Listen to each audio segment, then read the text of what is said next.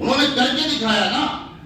ہم تو اللہ پر ایمان کی باتیں کرتے ہیں اور جیسے ہی ہم کو 100 روپے کا نفع زیادہ دکھ رہا ہوتا ہے ترنت ایمان کی ساری سرحدیں ہم توڑ دیتے ہیں. قرآن مجید کے فضائل پر اور قرآن مجید پر ایمان پر ہم بے شمار تقریریں کر رہے ہوتے ہیں اور ایک 91 کا نوٹس آ جائے تو ہم قرآن کے خلاف کھڑے ہو جاتے ہیں, ملت کے خلاف کھڑے ہو جاتے ہیں. بڑی جرأت کی باتیں کرتے ہیں, بڑی ہمت کی باتیں کرتے ہیں, بڑی سچائی کی باتیں کرتے ہیں, بڑی امانت داری کی باتیں کرتے ہیں اور ذرا سا رشتہ داروں کے درمیان کسی رشتہ دار سے آگے نکلنے کی نوبت آ جائے تو ہم پہنچ کر کے بے پر بے کر لیتے ہیں, ہم پہنچ کر کے کسی کو رشوت دے دیتے ہیں. صحابہ تو ایسے نہیں کرتے تھے. صحابہ کرام حضرت بلال کے قصے بہت سنائے جاتے ہیں, حضرت خبیب کے قصے بہت سنائے جاتے ہیں, بار بار سنائے جاتے ہیں.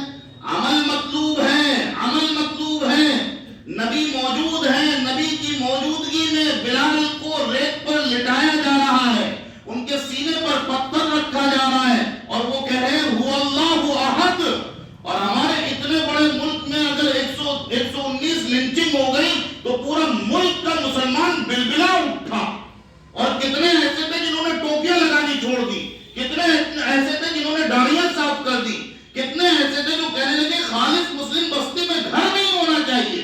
نبی کی موجودگی میں قرآن نازل ہو رہا ہے, زمین کے آسمان سے رشتے جڑ رہے ہیں اور بلال کو گرم ریت پر لٹایا جاتا ہے, انگاروں پر لٹایا جاتا ہے, اوپر سے پتھر رکھا جاتا ہے. نبی کی طرف سے تلقین ہے صبر کرو اور اللہ کی طرف سے تلقین ہے کہ حق کی شہادت دو. اور بلال ہر قربانی دے کر کے کہتے ہیں هو اللہ احد. یہ کردار مطلوب ہے, یہ کردار مطلوب ہے اور قرآن مجید کو سمجھنے کے نتیجے میں ہی یہ کردار آتا ہے. قرآن نے اگر کہہ دیا قل هو اللہ احد تو اس کا مطلب کہ ہر حال میں آپ کے اوپر بڑی سے بڑی کوئی مصیبت آ جائے, اپنی جان کی قربانی دینی پڑے, والدین کی قربانی دینی پڑے, اہل و عیال کی قربانی دینی پڑے, مال و دولت کی قربانی دینی پڑے, وطن کی قربانی دینی پڑے, دی جائے گی, لیکن ہر حال میں هو اللہ احد. یہ ایمان مطلوب ہے. اور اتنی آسانی کے ساتھ خدا کی نصرتیں نہیں آتی ہیں, اتنی آسانی کے ساتھ خدا کی طرف سے فتح کے فیصلے نہیں ہوتے. صبح سے شام تک ہم ذرا اپنا جائزہ لیں, کہاں کہاں ہم شرک کرتے ہیں, کہاں کہاں اللہ کے دین کو پامال کرتے ہیں. کسی نے 5 وقت کی نماز پڑھ لی تو وہ سمجھتا ہے میں بہت بڑا مسلمان ہوں. یقیناً وہ ایک عمل ہے اور بڑا اہم فریضہ ہے, بنیاد ہے اسلام کی, لیکن سب کچھ نمازی سے تو نہیں حل ہو جائے گا.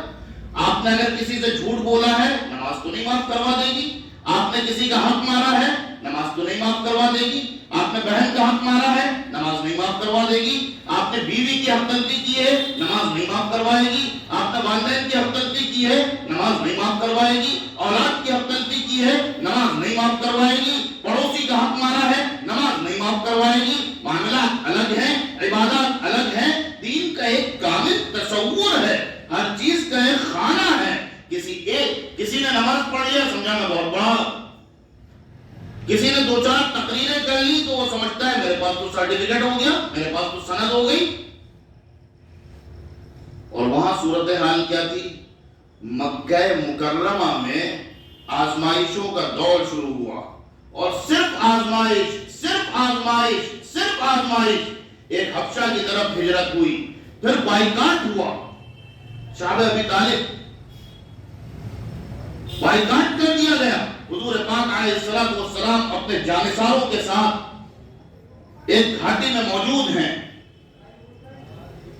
صورتحال یہ ہو گئی ہے کہ اللہ کے سب سے محبوب بندے کی موجودگی میں لوگوں پر یہ نوبت آ گئی کہ بعض صحابہ پتے کھانے پر مجبور ہو گئے. آج آپ تڑپتے ہیں اور آپ کے آنکھوں میں خون اترنے لگتا ہے کہ غزہ کے بچے بھوک سے مر رہے ہیں, پوری امت کا کفارہ ادا کر رہے ہیں, پوری امت کی بدعنوانیوں کا کفارہ ادا کر رہے ہیں. لیکن نبی کی موجودگی میں یہ ہوا ہے, نبی موجود ہیں اور نبی کے افراد، نبی کے احباب، نبی کے اصحاب پتے کھانے پر مجبور ہیں، پیٹ پر پتھر باندھنے پر مجبور ہیں، لیکن تربیت کیسی ہو رہی ہے؟ تربیت ایسی ہو رہی ہے کہ ایمان میں اضافہ ہو رہا ہے، اللہ کے رسول سے تعلق پڑ رہا ہے، اللہ سے تعلق پڑ رہا ہے۔ یہ تربیت ہوتے ہوتے پھر وہ وقت آیا کہ ان سے کہہ دو کہ ہجرت کر جائیں تو یہ ہجرت کر جائیں گے۔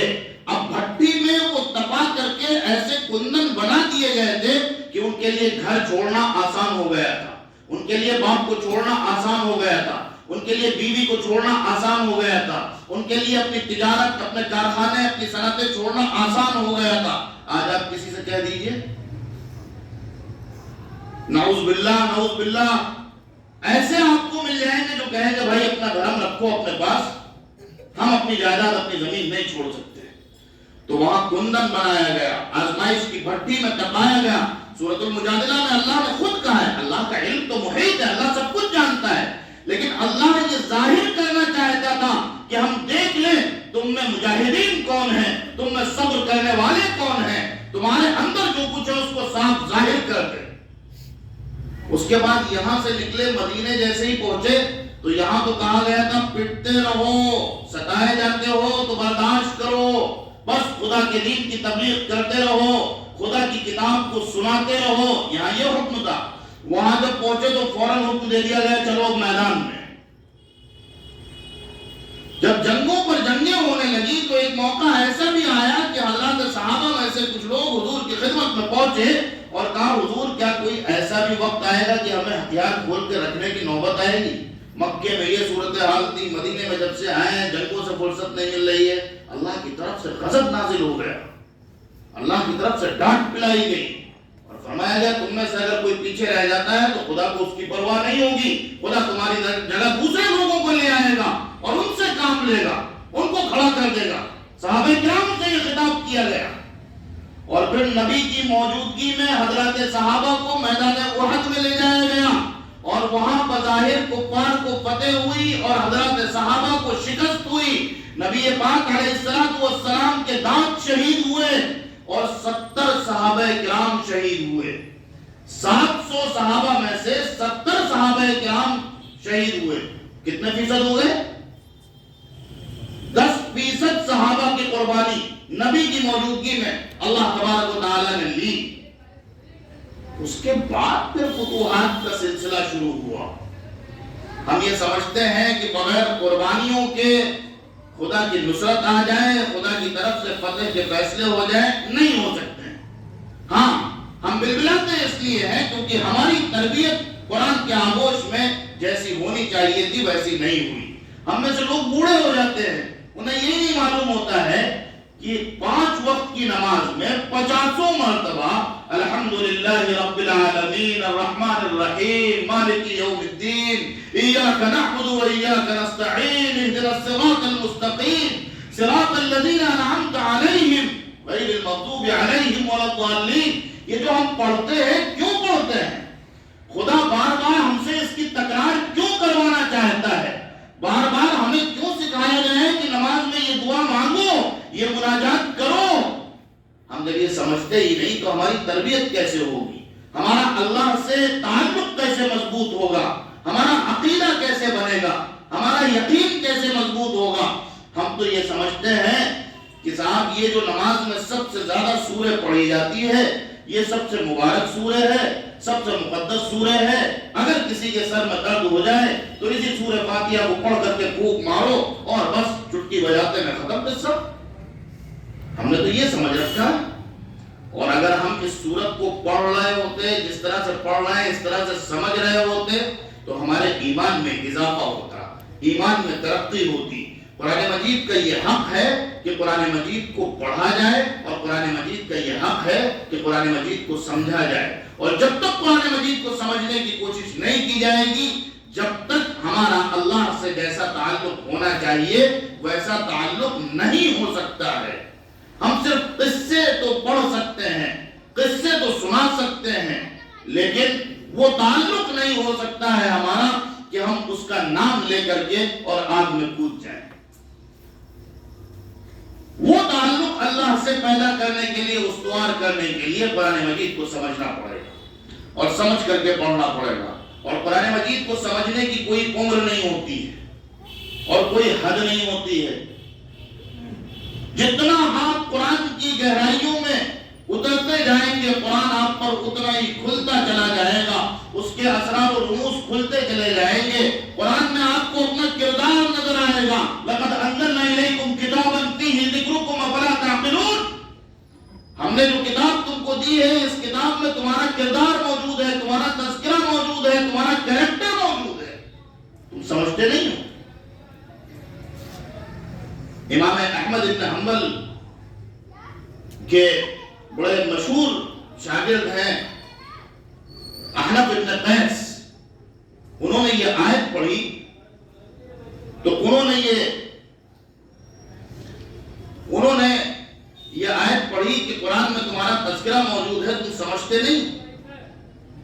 تو انہوں نے قرآن مجید کو کھولنا شروع کیا، کہاں ہمارا کیریکٹر موجود ہے، کہاں ہمارا کردار موجود ہے، ہمارا تذکرہ کہاں ہے؟ ایک ایک شخص کا قرآن میں تذکرہ موجود ہے۔ انہوں نے پڑھنا شروع کیا، بڑے بزرگ تھے، بڑے عالم تھے۔ تو جب وہ کفار کا تذکرہ پڑھتے، منافقین کا تذکرہ پڑھتے، تو کہتے ہیں اللہ کا شکر ہے، الحمدللہ اللہ نے ہمیں اس سے محفوظ کر رکھا ہے۔ حضرات صحابہ کا تذکرہ پڑھتے، مومنین صالحین کا تذکرہ پڑھتے، تو کہتے ان میں بھی میں نہیں ہوں، پھر میں کہاں ہوں؟ تو وہ اس آیت پہ پہنچے جس آیت میں اس طبقے کی نشاندہی کی گئی ہے جو طبقہ نیکیاں بھی کرتا ہے، کچھ برائیاں بھی کر لیتا ہے، نماز تو پابندی سے پڑھتا ہے لیکن مسجد کے گیٹ سے ہی غیبت کرنا شروع کر دیتا ہے، گھر تک نہیں پہنچتا ہے، راستے ہی میں اس کی غیبت کمیٹی لگ جاتی ہے۔ نیکیاں بھی اور برائیاں بھی دونوں کو خلط ملط کر دیا۔ احنف بن قیس نے قرآن بند کر دیا اور کہا یہ ہے ہمارا کیریکٹر، یہ ہے ہمارا تذکرہ۔ تو میرے بزرگوں، میں بات کو اپنی مختصر کرتے ہوئے اور ختم کرتے ہوئے یہ کہوں گا کہ قرآن مجید کو سمجھنے کی کوئی عمر نہیں ہوتی ہے، جب انسان جاگ جائے تبھی سویرا ہے۔ قرآن مجید کا رمضان سے بڑا گہرا رشتہ ہے۔ شہر رمضان الذی انزل فیہ القرآن، یہی وہ مہینہ ہے جس میں قرآن مجید کو اتارا گیا، اور اسی مہینے میں وہ رات آتی ہے جس رات میں قرآن مجید کو لوح محفوظ سے آسمان دنیا پر اتارا گیا، جس کی فضیلت خود قرآن مجید نے بیان کی، جو رات ہر طرح سے ثابت ہے۔ ابھی ایک رات جو بیتی ہے جس میں سارے ہنگامے اور ہلڑ ہوتے ہیں، اس کی صحیح طور پر کوئی سند نہیں موجود ہے۔ انفرادی طور پر کوئی عبادت کرنا چاہے تو ممنوع بھی نہیں ہے، لیکن انفرادی عبادت کو جب اجتماعی عبادت کا رنگ دیا جاتا ہے تو پھر اجتماعی عبادت تو دھری رہ جاتی ہے۔ مسجدوں میں بیٹھ کر کے ہمارے نوجوان فلم سٹوری سناتے اور سنتے ہیں، جاتے ہیں قبرستان لیکن موت کو یاد نہیں کرتے ہیں، راستے میں ہنگامے اور ہلڑ کرتے ہوئے جاتے ہیں، کیونکہ وہ ایک رسم بن گئی۔ اور جس رات کی فضیلت قرآن مجید نے خود بیان کی، اِنَّا أَنزَلْنَاهُ فِي لَيْلَةِ الْقَدْرِ، اس رات کو نہ کوئی ڈھونڈتا ہے، نہ کوئی تلاشنے کی کوشش کرتا ہے، نہ اس میں کوئی جگنے کا اہتمام کرتا ہے، نہ کوئی اس میں عبادت کا اہتمام کرتا ہے، جبکہ یہی وہ رات ہے جس میں خود قرآن مجید کو نازل کیا گیا۔ اس رات کے سلسلے میں احادیث میں متعدد روایات آئی ہیں۔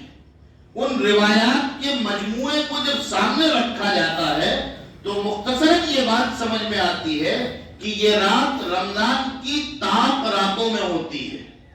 تاق راتوں میں مثلا 21ویں، 23ویں، 25ویں، 27ویں، اور اس میں سے بھی بہت سے لوگوں کے اقوال اور بہت سے لوگوں کے تجربات اور بہت سی روایات کی بنیاد پر 27ویں رات میں اس کا زیادہ امکان ہے کہ لیلۃ القدر ہو۔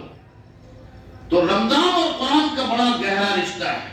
اسی قرآن کو سمجھ کر کے، اسی قرآن پر عمل کرتے ہوئے حق اور باطل میں تفریق کر دینے والی جنگ جو برپا ہوئی تھی وہ اسی رمضان میں برپا ہوئی تھی، اسی قرآن کو سمجھنے کے نتیجے میں ہوئی تھی۔ تو اس بار آپ یہ طے کیجئے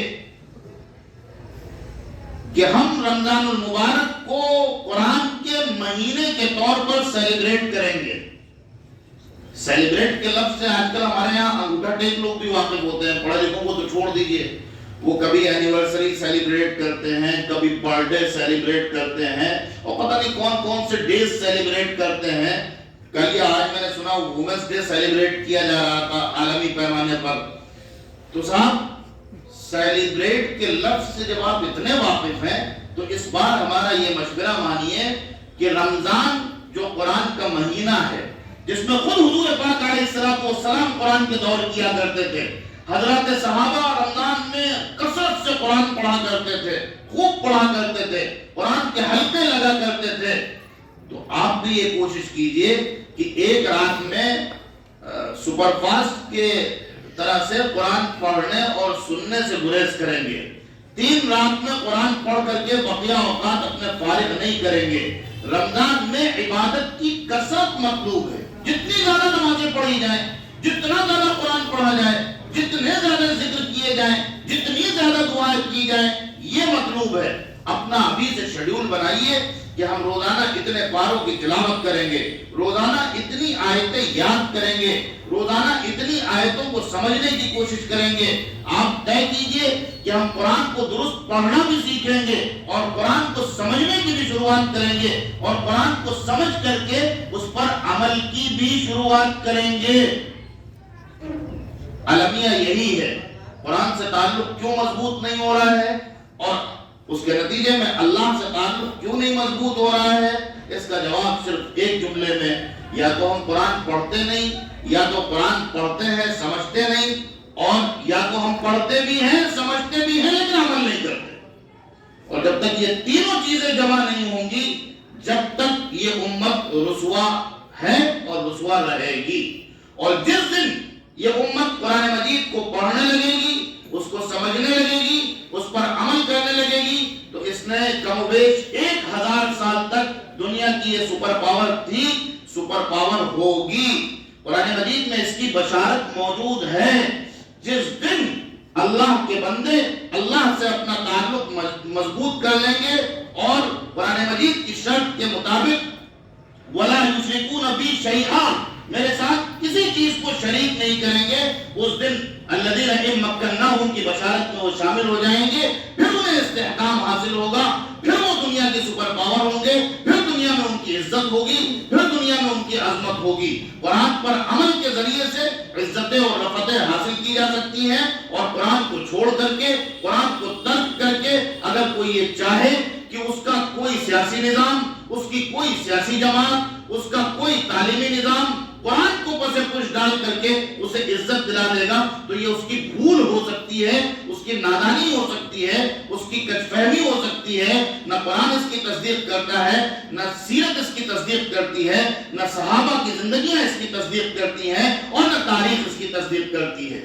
بس یہ طے کیجئے کہ یہ جو مبارک مہینہ آ رہا ہے، اس میں انشاءاللہ العزیز ہم اپنے گھروں میں بھی اور اپنی مسجدوں میں بھی قرآن مجید کو سمجھنے کی مہم چلائیں گے، اور جتنا سمجھیں گے اس پر انشاءاللہ العزیز عمل کریں گے.